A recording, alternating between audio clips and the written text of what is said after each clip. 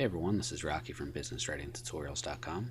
In this video I'm going to show you how to get free images for your classroom presentations, website material, reports, or other documents that you're working on. A lot of people think you can just use any image you can find and just slap it into your presentation. Technically that's copyright infringement. Even in your classroom presentations, you have to be careful. I doubt anyone will ever, find what you're doing on a classroom presentation, but you might as well get into the right habit of using images correctly, so that moving forward for other types of materials, you'll be in the right habits. So there are basically three types of sources online where you can get images that you can use. They're the ones that are totally free, where you don't even have to give any attribution to the image, to the publisher or copyright holder.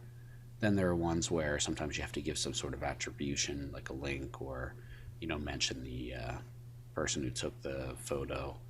And then there are paid services where you don't have to mention any attribution, but you actually have to pay for them. So I guess there's two types of free ones and one type of paid one is a better way to say it. So the first place I usually start is just Google Images, images.google.com, because they have a little tool to help you find images that are actually free. So let's just say you searched for stock market, doesn't really matter. Just go to search tools, usage rights, and if you want to actually modify the image, then you could click this one. Labeled for use is basically, if you just want to reuse it, and then labeled for non-commercial reuse. This actually usually gives you more options, and if it's for a class project, then it would make sense you could choose this one, because I think, if I remember right, you'll get less if you choose this one here, but they'll probably be pretty comparable actually. So you can look around, and a lot of them come from Wikipedia or similar sites, but you can find some interesting ideas there. You can use those. You can usually just click through, view the image, and it's better to click on view image and then just right click and save image as. You can do that. Okay, so that's one way to do it. You can also go to Pixabay. I think that Pixabay, these images, it's nice for you to give an attribution if you want to include a little link or a mention of the author. That's certainly nice of you to do, but you don't have to, I don't think. You should read the terms of use, by the way, for any of these sites before you use them, because you're ultimately responsible for how you use images, and sometimes the terms change, so always make sure you do that. Anyway, you could search for something here, like search for a meeting photo you wanted to stick on one of your slides. These top ones here are advertisements. Shutterstock is a paid site, stock photo site, and then you could pick one that you wanted to use and free download, and you just have to do this little CAPTCHA, or you can create a free account, and when you're logged in they don't bother you with the CAPTCHA. But there's a lot of stuff on Pixabay.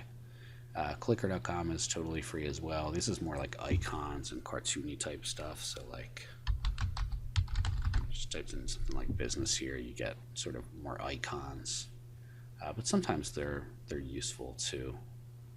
Then these are starting to be the sites where you have to give some attribution usually.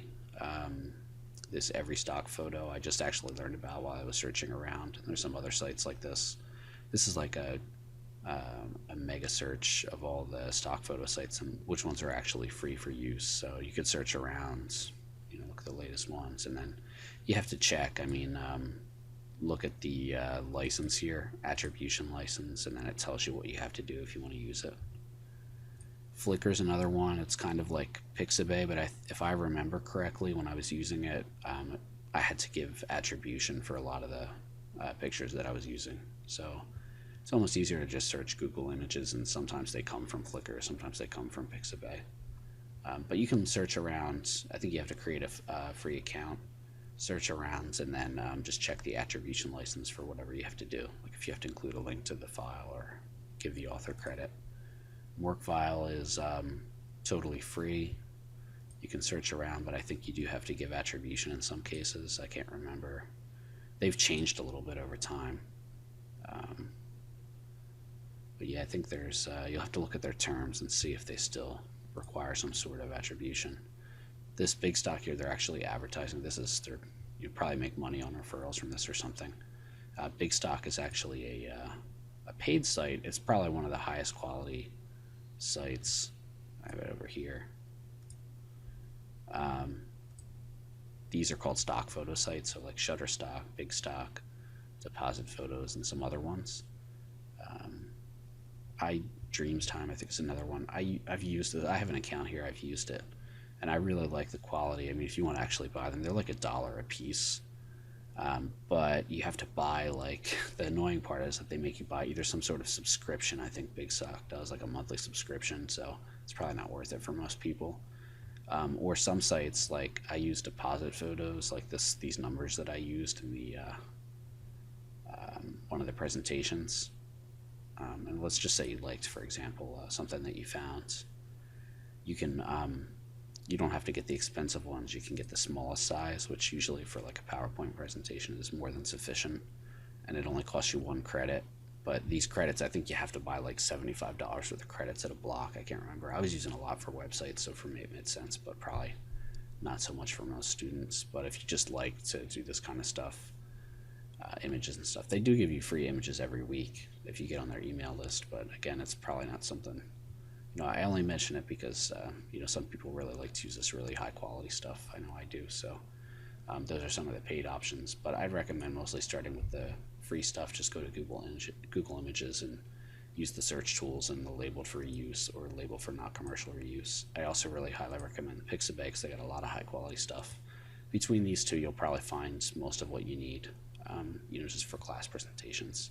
And of course, you'll be making your own charts and figures and things like that. But sometimes the images add for a nice touch. So hopefully these resources were helpful, and there's also other similar sources out there. You can search around online and find them. But just make sure that you're using your images correctly and you're not violating any copyright infringement. All right, take care, and good luck with your presentations.